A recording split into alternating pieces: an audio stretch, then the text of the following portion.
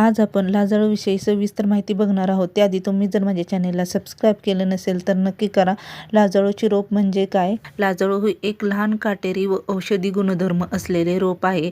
याला मराठीत लाजाळू, लाजवंती, लाजरी असे म्हणतात. या रोपाचे वैशिष्ट्य म्हणजे स्पर्श केल्यावर त्यांची पाने लगेच मिटतात, म्हणूनच याला लाजाळू म्हणतात. लाजाळू रोप लावण्याचे फायदे. लाजाळूचे रोप आयुर्वेदात खूप महत्त्वाचे मानले जाते. जखमा भरून येण्यासाठी उपयुक्त, मूळव्याध व पोटदुखीवर उपयुक्त, त्वचेवर लेप म्हणून वापर, रक्त थांबण्यासाठी मदत, मधुमेह नियंत्रण मदत. लाजाळूच्या पानांना स्पर्श होतात त्या भागातील पेशीमधील पाने एका बाजूला सरकते आणि त्यामुळे पानातील दाब कमी होतो, पाने लगेच मिटतात. ही क्रिया संरक्षणासाठी असते. कीटक, प्राणी किंवा जास्त पाऊस यापासून स्वतःचे संरक्षण करण्यासाठी लाजाळू रोप ही युक्ती वापरते. लाजाळूच्या फुलाचे महत्त्व. लाजाळूची फुले गुलाबी, जांभळ्या रंगाची व गोलाकार असतात. ही फुले मधमाशा व फुलपाखरांना आकर्षित करतात, बगीच्याचे सौंदर्य वाढवतात. लाजाळूचे रोप कुंडीत लावण्याचे खास फायदे. घरातील बाल्कनीत सहज वाढते, फार मोठी कुंडी लागत नाही, कमी पाण्यात तग धरते.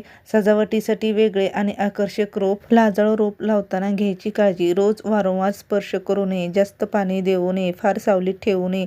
काटे असल्यामुळे लहान मुलांची काळजी घ्यावी. वास्तुशास्त्रात लाजाळू रोपाचे महत्त्व. घरात वाईट ऊर्जा प्रवेश करत नाही, घरात सकारात्मक वातावरण टिकते, घरातील वातावरण शांत राहते, तणाव व मानसिकता कमी होते, कुटुंबात वाद कमी होतात असा समज आहे. वास्तुदोष कमी करण्यास मदत. लाजाळू रोप जमिनीशी निगडीत दोष शोषून घेते, घराभोवती असलेले अस्थिरता ऊर्जा संतुलित करते. लाजाळूचे रोप लावण्याची योग्य दिशा. पूर्व दिशा सकारात्मक ऊर्जा वाढवते, उत्तर, पूर्व, ईशान्य मानसिकता शांततेसाठी उत्तम आणि उत्तर दिशा आरोग्य. आणि कोणत्या दिशेला किंवा कोणत्या ठिकाणी लाजाळूचे रोप लावू नये ते बघूयात.